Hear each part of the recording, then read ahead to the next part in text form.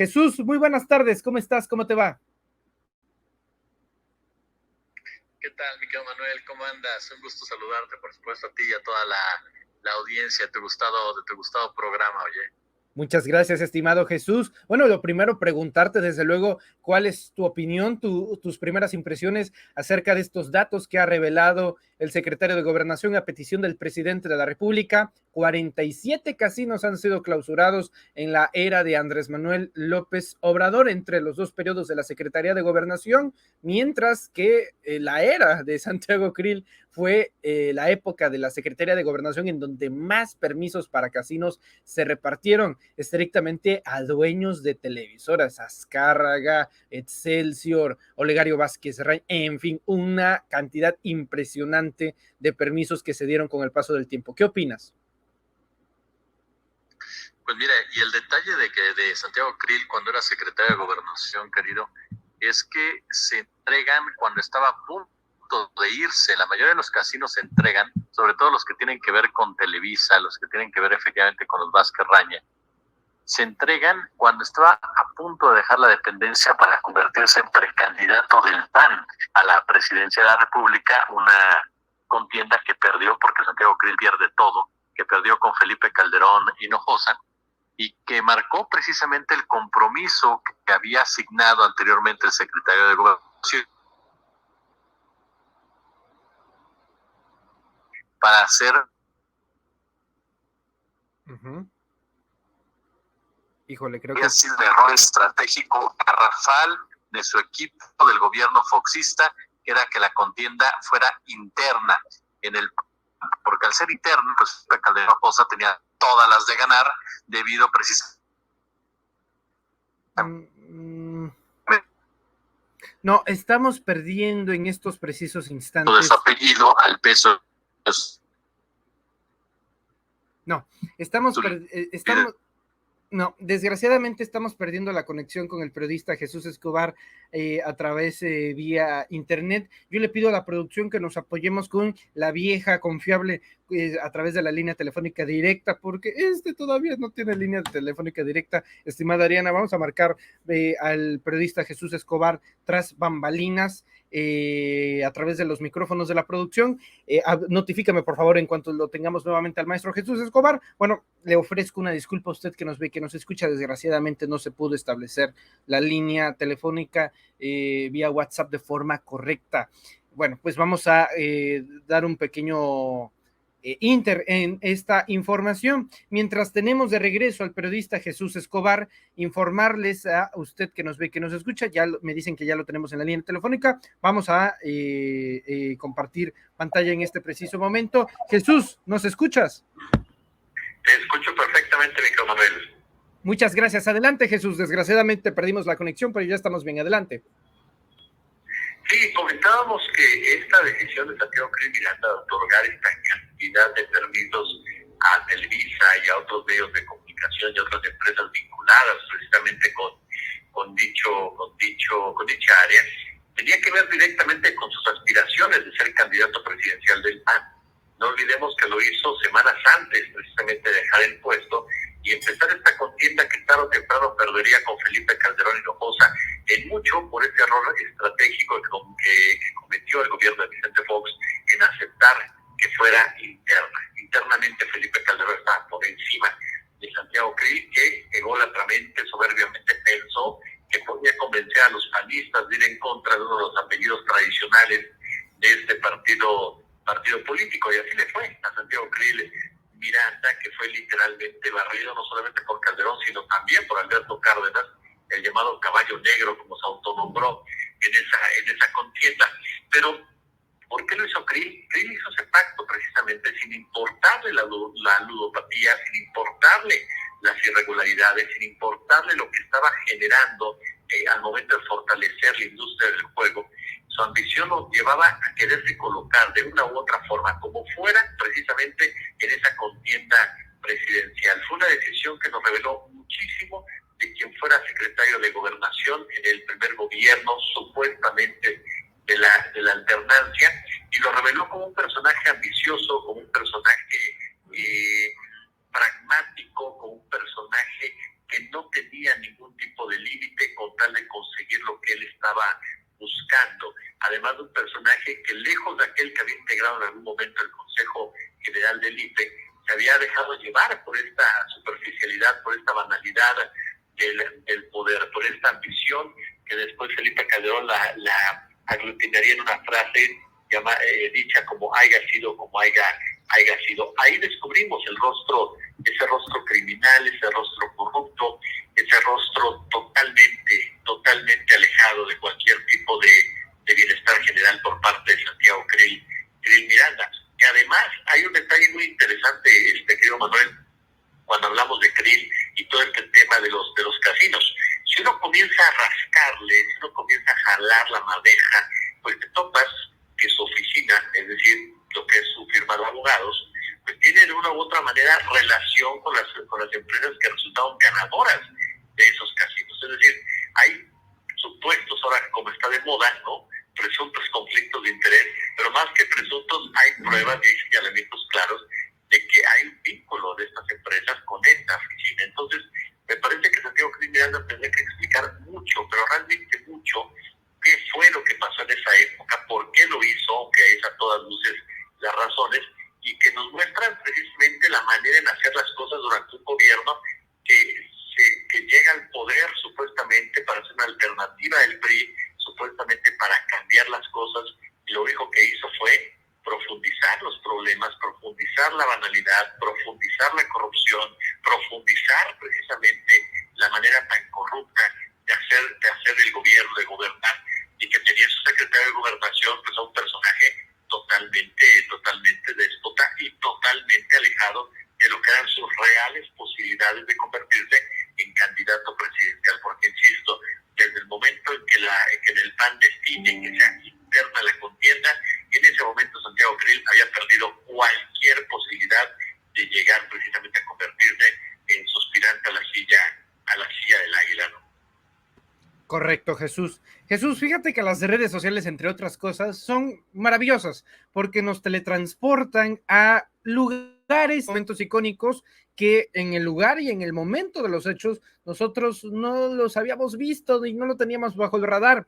Un usuario en redes sociales subió un fragmento justamente de uno de los episodios más aborrecibles en la historia de nuestro país, cuando el Estado mexicano, el gobierno, terminó adquiriendo una deuda de más de 100 mil millones de dólares, cosa que aprobó y acompañó el Partido Acción Nacional, y una de las intervenciones en el Parlamento, en el Congreso, en la Cámara de Diputados, una de esas intervenciones es justamente la de Santiago Krill Miranda. Entonces yo te invito a ti y a la audiencia que nos acompañen y que veamos este fragmento que rescataron las redes sociales para transmitirla a todos los amigos de los Reporteros MX. Vamos a ver, escuchar.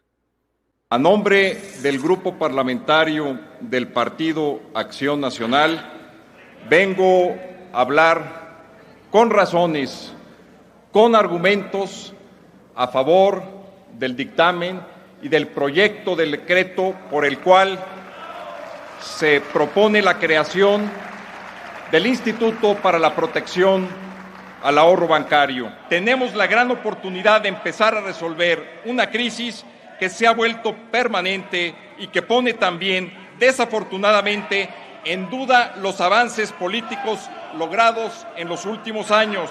En su voto favorable al proyecto de decreto está la respuesta del bienestar del país. Muchas gracias.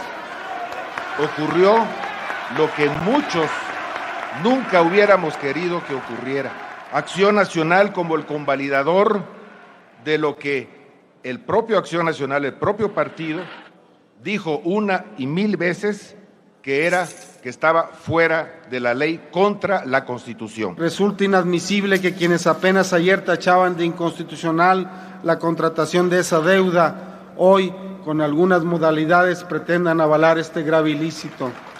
Todo ello... Maravilla, Jesús.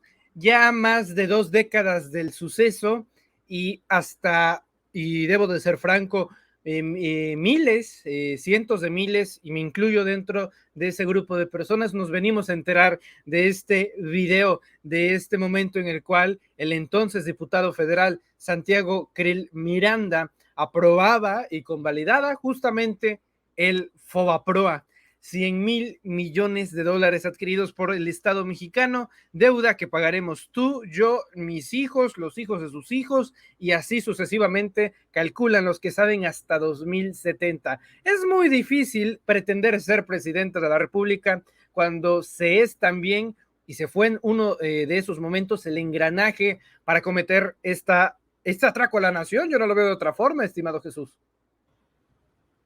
Sí, lo que pasa es que estamos hablando, querido Manuel, a ver, de uno de los políticos o uno de los personajes, más bien dicho, que ha vivido de la política durante los últimos, ¿qué te gustan? 30 años. Es decir, Santiago Krill Miranda es un hombre que sí tiene su firma de abogados, es un hombre de dinero, su familia es de dinero, por herencia, como muchos de los millonarios de este país, pero él ha hecho del servicio público un servicio personal, un verdadero negocio. Ha estado como diputado, ha estado como senador, ha estado como funcionario público, y realmente si uno evalúa la participación de Krill como tal, nos vamos a topar con muy pocos resultados de verdad sumamente cuestionables, que hayan aportado algo a la vida cotidiana del país, al desarrollo del país. En realidad, Krill Miranda ha sido más un artífice para defender los intereses precisamente de esos empresarios que hoy por hoy están detrás de él para financiar su campaña de estos medios de comunicación. Este audio que tú reproduces, este video, efectivamente nos recuerda ese momento, ese instante. Tú eres mucho más joven, pero que a nosotros nos tocó vivir, y sobre todo escuchar esos argumentos que estaban completamente, pero de verdad, completamente apegados al interés del gobierno de Ernesto Zedillo Ponce de León, que tenía que salvar sí o sí al gran capital a costa precisamente de la mayoría de los mexicanos de a pie, y que en ese momento los panistas fueron cómplices en toda la extensión de la palabra, y no lo hicieron con arrepentimiento ni creas que tuvieron dudas. ¿Por qué? Porque al final de cuentas ya vivíamos la época, querido, del PRIAM, ya vivíamos la total integración del PRI y del PAN como partido, como un solo partido político con distintos membretes, pero que ambos pues pertenecían a un sistema económico que era el que estaba poniendo las reglas, obedecían directamente lo que señalaba el Fondo Monetario Internacional, lo que señalaba el Banco Mundial, lo que señalaba el gran capital, y así operaban. Zedillo hizo todo lo que tenía que hacer para que se aprobara el FOBAPROA. Recuerdo muy bien la narrativa en algunos medios hegemónicos que decían: es que es lo mejor para el país, porque van a quebrar los bancos, porque va a quebrar el gran capital, porque se van a ir inversiones. A ver, ellos mismos provocaron esa crisis, con sus mismas recetas neoliberales, con sus mismas recetas financieras, generaron una crisis que efectivamente, como bien lo señalas, nos ha hundido y nos ha comprometido por muchísimos años. Y efectivamente, Santiago Krill fue uno de los artífices en la negociación, en la presentación y en la operación para poder acallar cualquier voz disidente, pocas, pero las voces disidentes que pudieran llegarse a escuchar al interior de la bancada de Acción Nacional, así como también de hacer un lado, de aislar en ese momento a los integrantes del Partido de la Revolución Democrática. Incluso Santiago Krill Miranda, por eso es tanto su coraje, su molestia, su incomodidad con el propio Andrés Manuel López Obrador. Santiago Krill fue uno de los evidenciados por el ahora presidente de la República de haber formado esa camarilla que apoyó en todo momento a Diego Fernández de Ceballos, a Felipe Calderón Hinojosa, al propio Vicente Fox Quesada, ya jugando como gobernador, si no mal recuerdo, a Juan José Rodríguez Prats, a Juan Carlos Romero Hicks, que también quiere ser candidato presidencial, a José Ángel Gurría, quien está involucrado y también aspira a la llamada silla del Águila. Bueno, pues ahí estaban todos reunidos, querido, en ese cuadro, y ahí estaba precisamente este personaje que de verdad uno se pregunta qué tiene o cómo cree que puede aspirar a ganar una presidencia cuando en realidad no ha ganado nada en su carrera política. Pero nada es nada, querido Manuel. Es decir, compitió por la jefatura de gobierno, perdió con López Obrador, a pesar de tener a Vicente Fox como principal promotor, y mira que en ese momento Fox popularmente estaba muy, muy fuerte. Nunca ha sido un diputado que salga a buscar el voto de la ciudadanía, siempre ha estado de otra forma dentro del Poder Legislativo, no es alguien que haga campaña, y hoy lo vemos con estos videos que lanza completamente gris, completamente disociado de una realidad, completamente rebasado en el discurso, sin darse cuenta incluso que el propio presidente de la República está jugando con él, porque tú y yo lo sabemos, querido Manuel. Andrés Manuel López Obrador, si de algo se ha caracterizado en este gobierno, es de crear también a sus propios enemigos, de levantar muertos. Levantó a Ricardo Anaya. Después Ricardo Anaya ya andaba bien contento grabando y señalando y haciéndose sentir como el líder de la oposición. Lo llegó a ignorar el presidente y Ricardo Anaya pasó un tercer término. Felipe Calderón lo levantó el presidente para convertirlo sí en su enemigo político, pero Felipe Calderón no lo convirtieron en el enemigo, en el líder de la oposición. El presidente lo convirtió en un líder criminal, que eso es fundamental para quemar ese proyecto.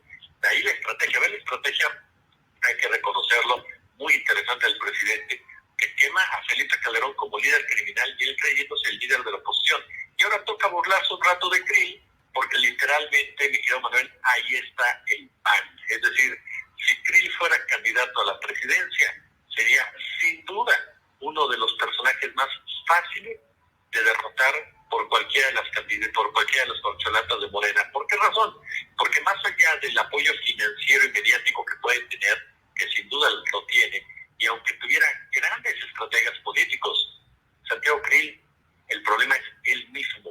Es un personaje sin discurso, un personaje relacionado con una élite, un personaje hipócrita en su comportamiento, un personaje que comunicacionalmente, creo, Manuel, simplemente no le crees, ¿no? Entonces, estamos viendo el protagonismo de un hombre que de verdad, se cree más de lo que dice. Como diría el clásico lapidario, estimado Jesús. Jesús, solamente porque te veo muy insistente utilizando esta terminología que creo que debido a los tiempos es correcta, de la silla del águila, pues también permíteme preguntarte de paso que ciertamente la presencia de los que estuvieron el día de hoy en la conferencia matutina, por lo menos y por lo mucho, es decir, interesante, ya que se encontraban en efecto el secretario de Gobernación, Adán Augusto López Hernández, y el secretario de Relaciones Exteriores, Marcelo Ebrard Casaubon. Me da la impresión a mí que últimamente veo más movido que nunca la estructura de la Secretaría de Gobernación, mientras que paralelamente veo pues una especie se está desahuciando la Secretaría de Relaciones Exteriores con múltiples renuncias en la Cancillería. Esto, desde luego, para sumar apoyos a la campaña presidencial o la campaña a la candidatura presidencial de Morena del canciller Marcelo Ebrard. ¿Cómo notas los ánimos de ambos secretarios de Estado y, por supuesto, de la jefa de gobierno de la capital de la República? Fíjate que yo acabo de subir a mi canal de YouTube, perdóname por el comercial, un análisis sobre el futuro de las corcholatas a partir de este momento, o sea, cómo vemos a las corcholatas hasta ahorita. Ricardo Monreal, todos sabemos perfectamente, perdón que lo integre, pero ese fue el motivo, esa lacrimógena declaración de Monreal. Él quiere ser candidato presidencial, pero no a costa de su dignidad. Bueno, eso nos llevó precisamente a preguntarnos qué pasa con el resto. Y en el grupo integramos incluso a Gerardo Fernández Noroña, porque nos parece un personaje interesante debido a las campañas que ha estado desarrollando de a pie, acercándose a la militancia de a pie de Morena y de la llamada izquierda mexicana. Y que no podríamos descartarlo como un personaje disruptor en un momento dado, sino para la candidatura presidencial como tal, sí para formar parte de un grupo que puede enfrentar directamente los ataques y señalamientos rudos que van a surgir del otro lado, de la oposición. Pero yo no descartaría a Fernández Noroña, sobre todo por la manera como ha estado operando en las últimas semanas. Pero en el caso de los tres punteros, a mí me queda claro, que soy muy honesto, me quedo Manuel, y bueno, el tiempo dirá si nos equivocamos o no, que Adán Augusto, efectivamente, yo yo lo siento más movido, la operación del secretario de Gobernación, siento a gente muy brillante de Morena a su lado, que comienza ya a pegarse más en ciertas cosas, que empiezan a buscar el camino, pero sigo viendo a Dan Augusto como esa especie de sheriff, de árbitro interno, esa tercera carta que tiene Andrés Manuel López Obrador, si en un momento dado se quemara Marcelo Ebrard y se quemara Claudia Sheinbaum, e incluso si hubiera una especie de, ¿cómo llamarlo?, de decisión por parte del canciller de nuestro país. El caso concreto de Marcelo Ebrard Casaubon y de Sheinbaum, creo que entre ellos dos se va a definir realmente hacia dónde va la cuarta transformación. Y mucho va a tener que ver la forma en cómo Morena opere al interior el proceso para elegir a su candidato o bien candidata. Me parece que eso es determinante para que podamos ver un proceso de unidad, un proceso claro, transparente, que evite que haya fracturas, que sería lo único que podría beneficiar a la oposición en un momento dado, porque estamos ante un hecho inédito, querido Manuel. Estamos ante el hecho de que vamos a tener un expresidente sumamente popular, con un peso específico muy grande, aun y cuando él se retirara de la política. Y contra esa sombra, quien resultara candidato o candidata ganador tendría que luchar. Tú hiciste, fíjate, para que esté pendiente de tener tu canal y todo, hiciste una encuesta muy interesante sobre quién en la mañanera de las corcholatas podría, no he dado, mantener ese nivel comunicacional. Si me lo permite, yo creo que ninguno de ellos tiene esa capacidad tan grande que tiene López Obrador, y eso los pone ya en ciertas desventajas. Entonces, lo que viene a partir de este momento va a depender mucho la unidad de Morena, para que vayan juntos, para que se fortalezcan, para que realmente la cuarta transformación llegue a buen puerto, porque vaya que después de López Obrador vienen enemigos políticos muy fuertes que están esperando que López Obrador se vaya del poder para poder atacar, para poder atajar, para poder involucrarse, para poder influir. ¿Por qué? Porque ya se dan cuenta que con López Obrador no les alcanza, pero con alguna de las corcholatas sí les puede alcanzar ya en el ejercicio del poder, sobre todo si no llegan unidas, sobre todo si cada uno va por su lado y comienzan las disputas internas. A mí me parece que en este momento la contienda sigue estando de manera, para mí, definitoria entre Sheinbaum y Ebrard, pero si en un momento dado el presidente de la República se da cuenta que alguno de estos dos, por la razón que sea, se quema o no puede continuar, ahí vamos a ver crecer la figura totalmente de Adán Augusto. Entonces sí es un escenario que me parece a mí subyugante, te soy honesto. ¿Por qué razón? Porque es un hecho inédito. De verdad es un hecho inédito la forma en cómo va a tener que llevarse a cabo esta transición, o el peso específico que tiene el actual presidente de la República, y la urgencia de definición sobre un proyecto que hoy por hoy todavía está empezando, como es el de la cuarta transformación, ¿no? Maestro Jesús Escobar, periodista, te agradezco mucho, querido Jesús, que nos acompañes como siempre de manera generosa aquí en tu espacio, tu casa sin máscaras, y en los Reporteros MX. Hay que estar al pendiente de tus redes sociales para también tener bajo el radar la cobertura informativa y periodística que realizas a través de ellas. Querido Jesús, muchas gracias como siempre. ¿En dónde te podemos seguir? Especialmente en tu canal de YouTube. Gracias, mi querido Manuel. Pues ya lo saben, @Jes1403, estamos en Twitter, en TikTok andamos ahí como Jesús Escobar Tobar, y por supuesto en nuestro canal de YouTube como Jesús Escobar Tobar. Y de verdad te agradezco siempre, mi querido Manuel, la oportunidad y el poder estar con tu audiencia. Muchas gracias, estimado Jesús. Cuídate mucho y te envío un fuerte abrazo. Nos estaremos viendo muy pronto.